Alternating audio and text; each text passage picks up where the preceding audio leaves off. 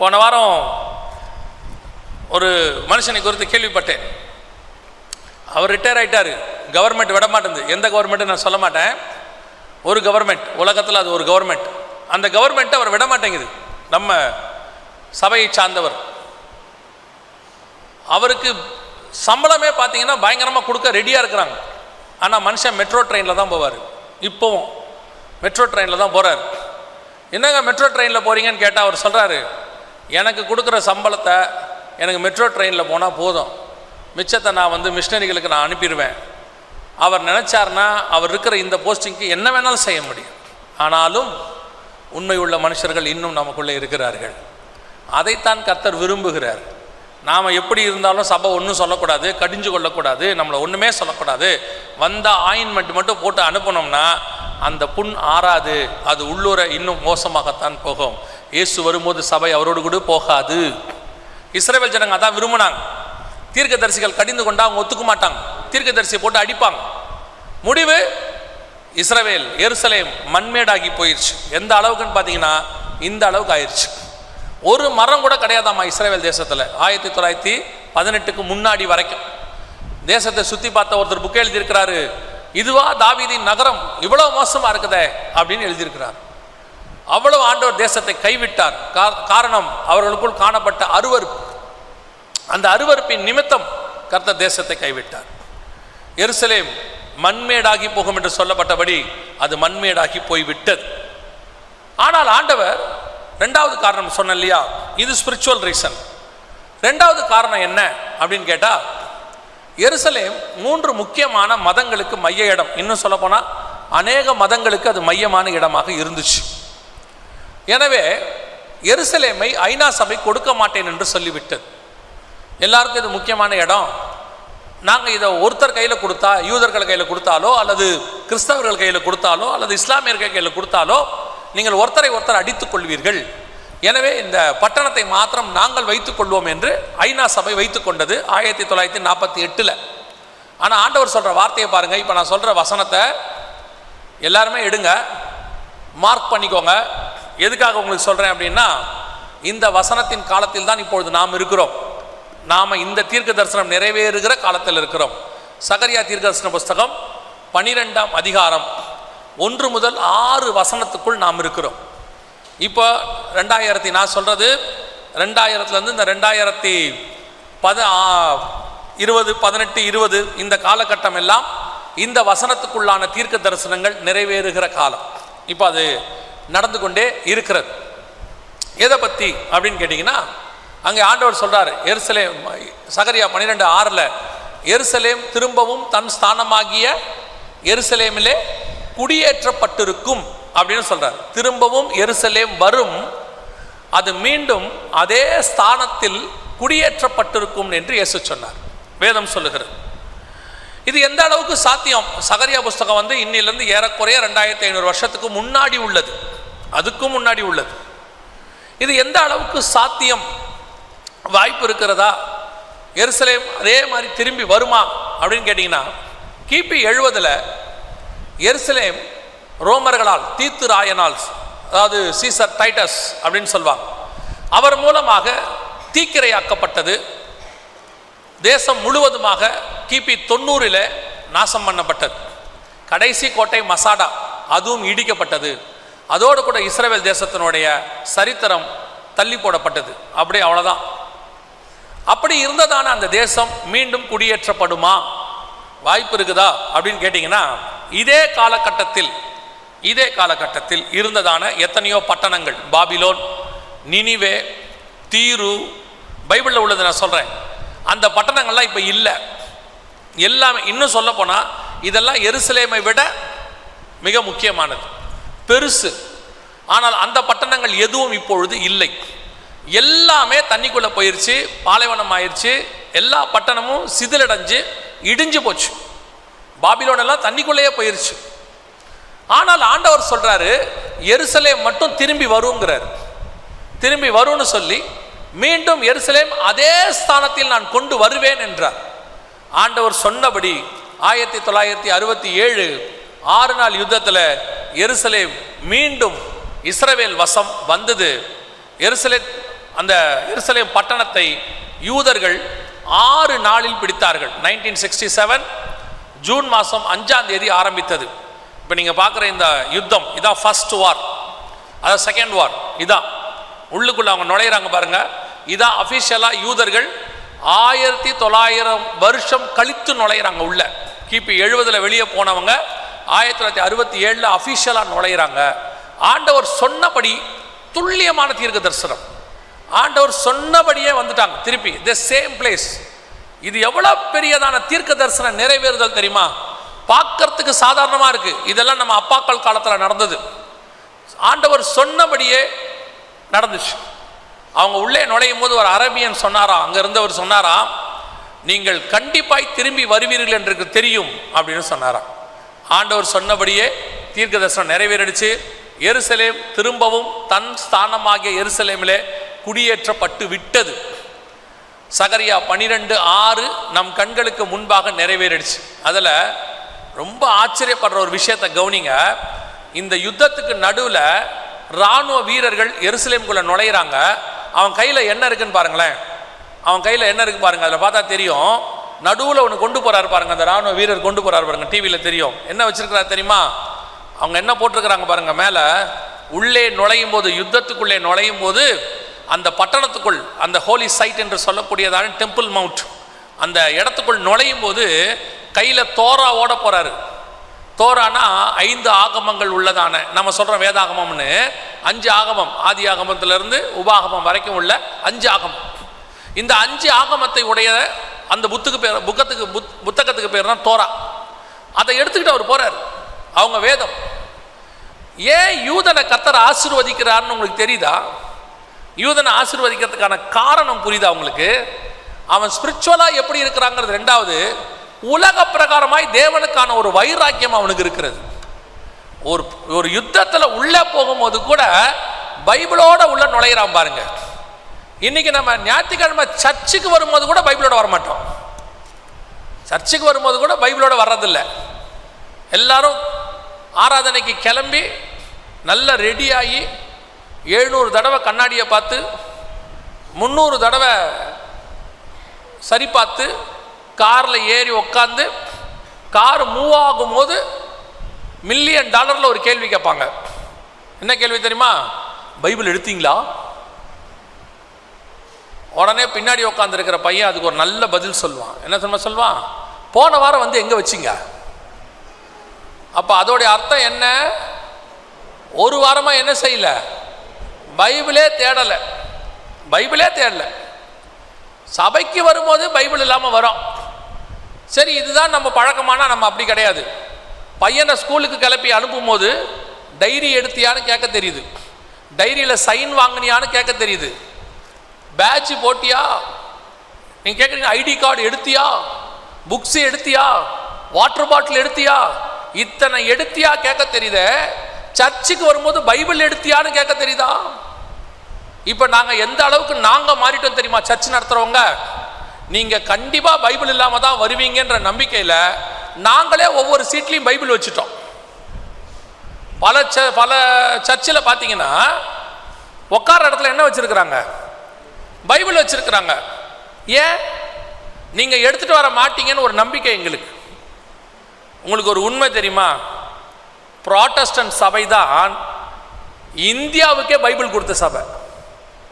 சீகன் பாலுக்கு தான் Bible print பண்ணுறதுக்கே காரணம். உலகம் முழுக்க கொண்டு போனாங்க இவங்க தான். இன்னைக்கு நாம சபைக்கு வரும்போது என்ன செய்யறதில்ல? பைபிள் கொண்டு வரதில்லை. அது ஒரு ஃபேஷன். பைபிள் கொண்டு அப்படியே அழகாக கையை வீசிக்கிட்டு வர்றதுங்கிறது ஒரு ஃபேஷன். நாமெல்லாம் இன்னைக்கு ஆசீர்வாதமே உட்காந்துருக்குறோமே, அதுக்கு காரணம் யார் தெரியுமா? நம்முடைய முற்பிதாக்கள், நம்ம தாத்தா, நம்ம அப்பாக்கள். அவங்களுக்கெல்லாம் நல்லதோ கெட்டதோ நீங்கள் நல்லா பார்த்துருக்கீங்களா? காலையில் எழுந்திரிச்சோடனே பைபிள் வாசித்துருவாங்க.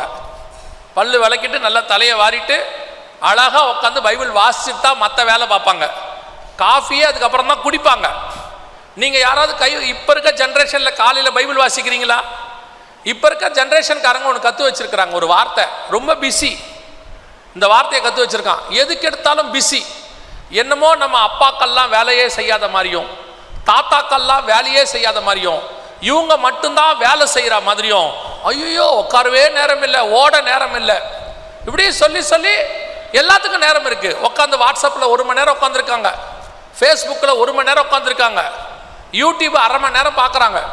எல்லாத்துக்கும் நேரம் இருக்குது. போதாததுக்கு சாயங்காலம் வந்து ஐபிஎல்ல உட்காந்துருக்காங்க 2.5 மணி நேரம், சீரியலில் உட்காந்துருக்காங்க 3.5 மணி நேரம். ஆனால் பைபிள் வாசிக்கிறதுக்கு நேரம் இல்லை. பைபிள் வாசிக்கிறது யாருடைய வேலைன்னு பார்த்தா வயசானவங்க வேலையாக மாறி போச்சு. இப்போ காலையில் வயசானவங்க பைபிள் வாசித்தா அவங்க அப்படித்தாங்க காலையில் எழுந்திரிச்சு பைபிள் வாசிக்கிட்டே இருப்பாங்க. என்னமோ பைபிள் வாசிக்கிறத குற்றமான ஒரு வேலையாக போச்சு. நீங்களும் பைபிள் வாசிக்க மாட்டேங்கிறீங்க, உங்கள் பிள்ளைகளையும் பைபிள் வாசிக்க விட மாட்டீங்க. இப்பவும் சொல்கிறேன், நீங்கள் எங்கே வேணால் நல்ல வேலையில் இருங்க. அதற்கு பெரிய காரணம் என்ன தெரியுமா? உங்கள் படிப்பு மட்டும் இல்லை, உங்கள் தாய் தகப்பன் உங்களுக்கு சேர்த்து வச்ச ஆவிக்குரிய ஆசீர்வாதம். உங்கள் அப்பா அம்மா கர்த்தருக்குள்ளே இருந்தது. இன்னைக்கு தலைமுறை பாருங்க, இன்னைக்கு இருக்கிற அப்பா அம்மா அவங்க செல்ஃபோனில் இருக்கிறாங்க, பையன் வீடியோ கேம்ஸில் இருக்கான். நம்ம தாத்தாலாம் பைபிள் வச்சுருந்தாங்க, நம்ம அப்பாக்களும் கையில் பைபிள் வச்சுருந்தாங்க. நீங்கள் செல்ஃபோன் வச்சுருக்கீங்க, உங்கள் பையன் வீடியோ கேம்ஸ் வச்சுருக்கான். இதுலேயே புரிஞ்சுக்கோங்க இன்னைக்கு அடுத்த ஜென்ரேஷன் என்ன ஆகும்னு பாருங்க. காலையில் எழும்பும் போதே எங்கள் அம்மாச்சியெல்லாம் பார்த்தீங்கன்னா காலையில் எழுந்திரிச்சு 6 மணிக்கெல்லாம் குளிச்சுருவாங்க. குளிச்சு முடிச்சுட்டு வந்து பைபிளோட தான் நான் அவங்கள பார்த்துருக்குறேனே. இப்போ போய் பாருங்க, சாயங்காலம் 6 வரைக்கும் குளிக்கிறது இல்லை, அது வேற விஷயம், விட்டுருங்க. ஒரு ட்ரெஸ்ஸை போட்டுக்கிட்டு ஒரு ஆஃப் ட்ராயரையும் ஒரு டிஷர்ட்டையும் போட்டுக்கிட்டே ஊர் ஃபுல்லாக சுற்றுறாங்க பைக்கில். ஒரு நைட்டியை போட்டுக்கிட்டே காய்கறி கடை வரைக்கும் வந்துடுறாங்க. அதை விட்டுருங்க. காலையில் எழுந்திரிச்சு பைபிள் வாசிக்கிறீங்களா, ஜெபம் பண்ணுறீங்களா, ஏதாவது இருக்கா?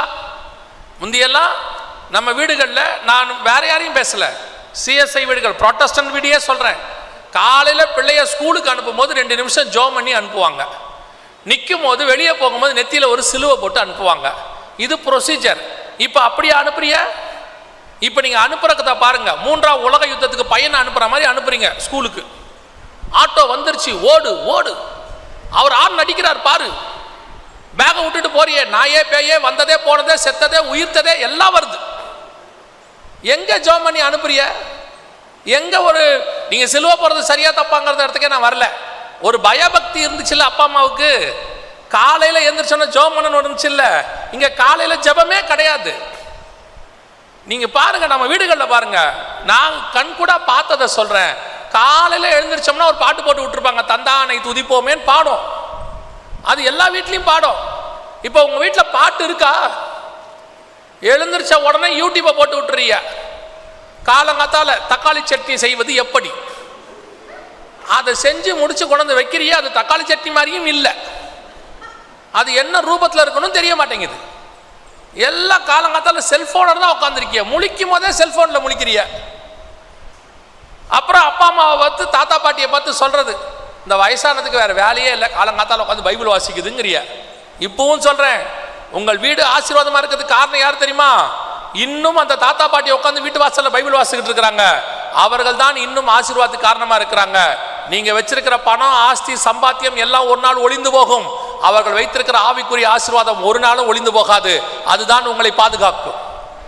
பிள்ளைகளுக்கு காலையில் எழுந்திரிச்சு பைபிள் வாசிக்க சொல்லிக் கொடுங்க. எழுந்திருக்கும் போதே எப்படி சொல்லி எழுப்புறிய? இன்னைக்கு எக்ஸாம், சீக்கிரம் எழுந்துரு, நீட்டுக்கு டெஸ்ட், மடக்குக்கு டெஸ்ட், சைடுக்கு டெஸ்ட், 10வது பப்ளிக், 12வது பப்ளிக். அவனை எழுப்பும் போதே ஹாரரா எழுப்புறீங்க, பேய் படத்துக்கு எழுப்புற மாதிரி. அவன் எழுந்திருக்கும் போதே டென்ஷனா எழுந்திருக்கிறான்.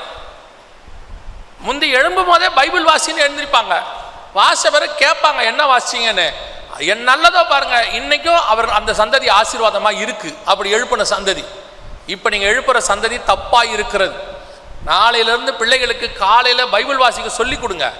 முதல் ஒரு அதிகாரத்தை வாசிக்க சொல்லுங்க. மிஞ்சி போச்சுன்னா 10 நிமிஷம் ஆகும். உங்க பிள்ளையினுடைய படிப்பு 70 வயசு வரைக்கும் உதவும். ஆனால் நீங்கள் கொடுக்கிற பைபிள் நித்தியத்துக்கும் உதவும், பரலோகம் வரைக்கும் உதவும். காலையில் உட்காந்து ஒரு 10 நிமிஷம் பைபிள் வாசிக்க சொல்லி கொடுங்க. அதுதான் உங்கள் பிள்ளைகளுக்கு நல்லது. இன்னைக்கு சயின்ஸ் எக்ஸாம், இன்னைக்கு பைபிள் வாசிக்க வேண்டாம், நாளைக்கு வாசிச்சுக்கலாம். ஏன்னா சயின்ஸில் மார்க் ரொம்ப முக்கியம். அப்போ தான் நீ டாக்டர் ஆக முடியும். அவன் டாக்டர் ஆகிறானோ இன்ஜினியர் ஆகிறானோ, ஆனால் பிள்ளை முதல்ல பரலோகத்துக்கு ஆயத்தமாகணும். டாக்டராகி இன்ஜினியராகி நரகத்துக்கு போய் என்ன பிரயோஜனம் சொல்லுங்க?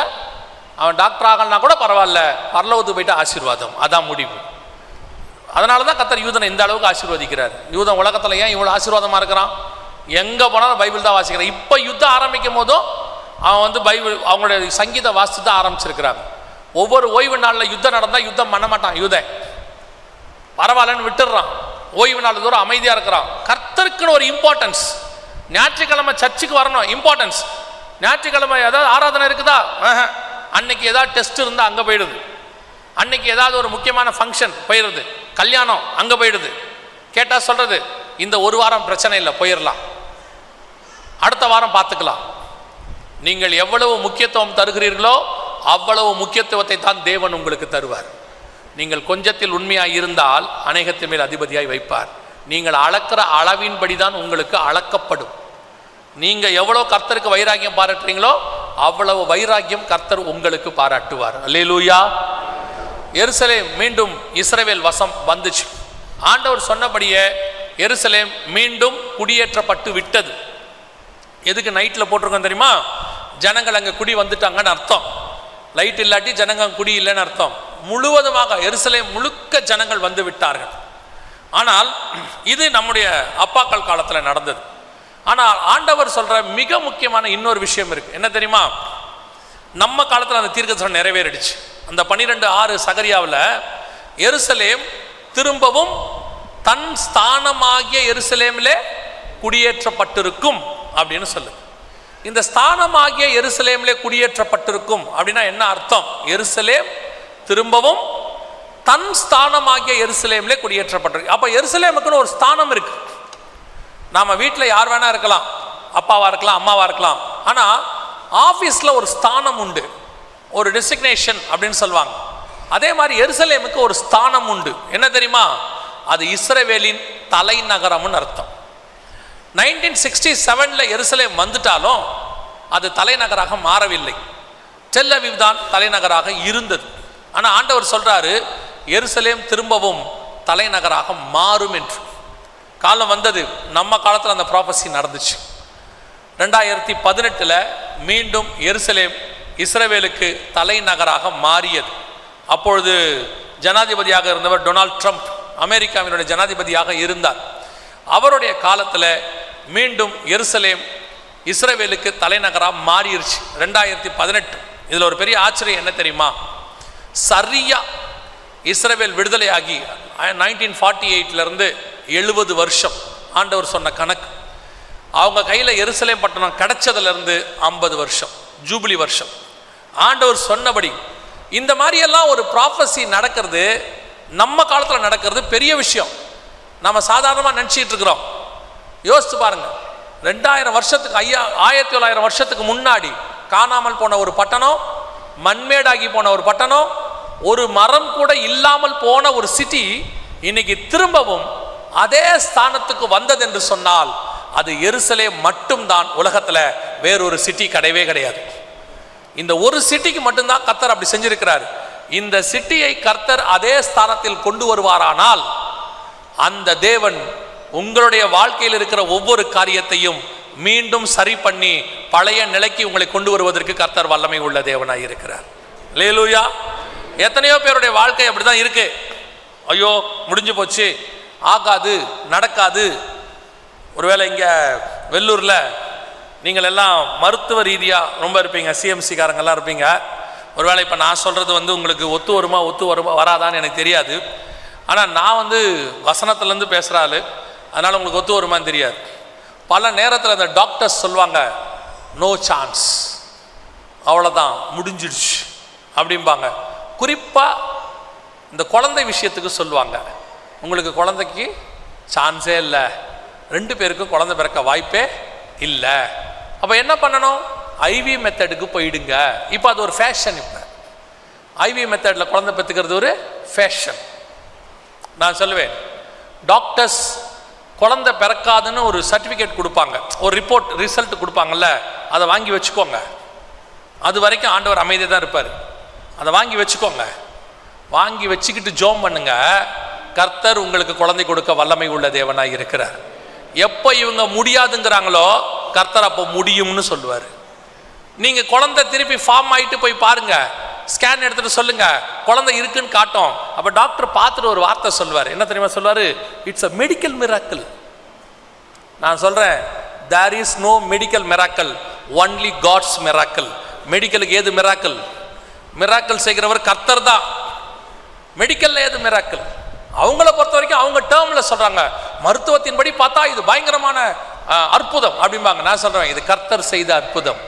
மருத்துவம் அற்புதம் செய்யாது, மருத்துவம் சுகமாக்கும், ஆனால் அற்புதம் செய்கிறவர் கர்த்தர்.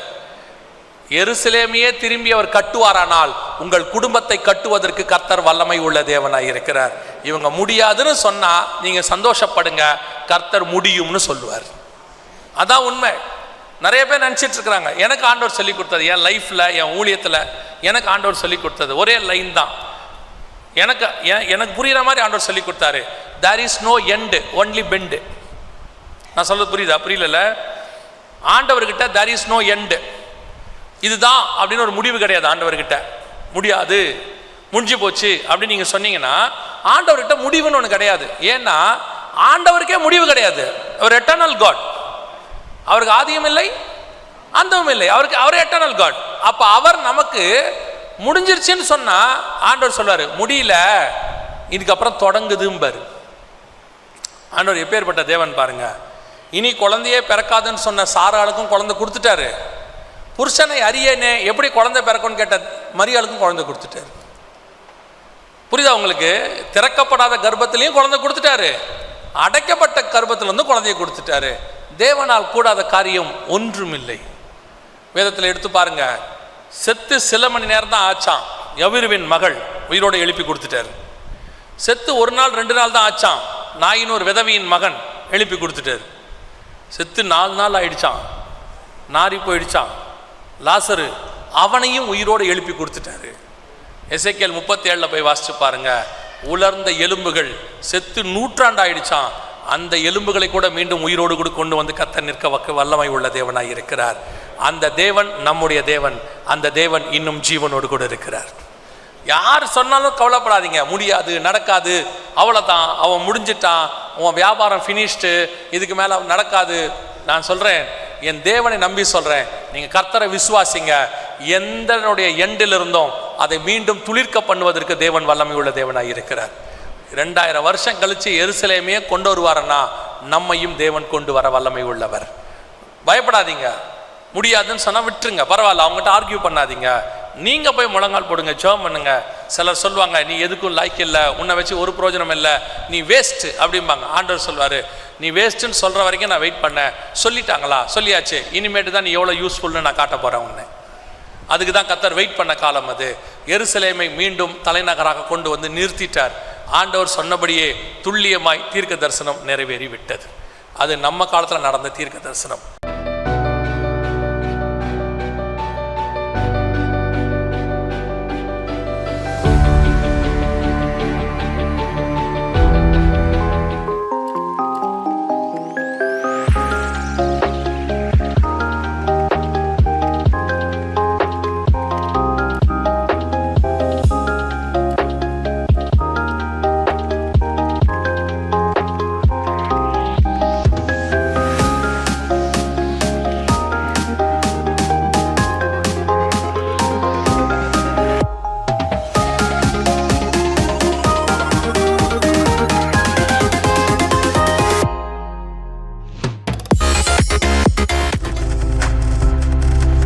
நீங்கள் பார்த்து கொண்டிருப்பது உங்கள் ஜாய் டிவி. உங்கள் துக்கம் சந்தோஷமாய் மாறும்.